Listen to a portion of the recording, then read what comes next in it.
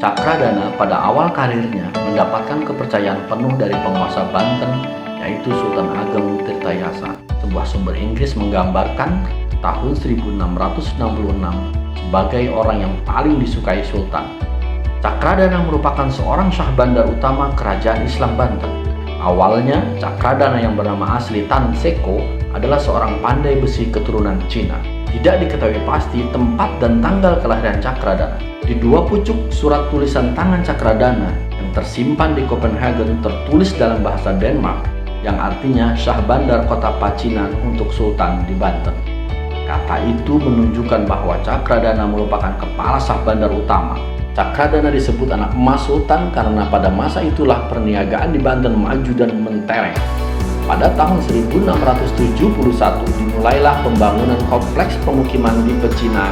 Tahun 1677 Kesultanan Banten mulai merenovasi pertahanan kota dengan memperbaiki benteng pertahanan yang sudah ada. Benteng ini terbuat dari bata yang mengelilingi kota raja.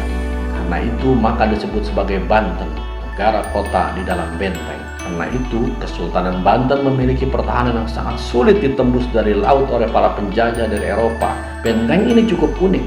Bagian yang berada di tepi laut berbentuk zigzag dan dibangun di lahan berpasir. Tembok tebalnya berbahan batu karang dan adukan kapur.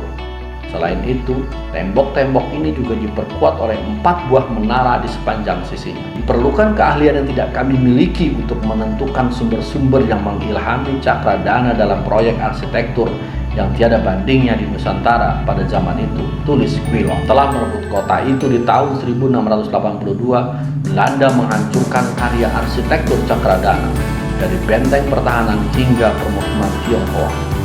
Cakradana kemudian diberhentikan dari jabatannya sebagai Syah Bandar setelah adanya perselisihan antara Sultan Ageng Tirtayasa saat Sultan Ageng Tirtayasa mengambil keputusan untuk melewati masa tuanya di daerah Tirtayasa di pesisir utara dekat Tanara, sesekali menginap di rumah Cakradana.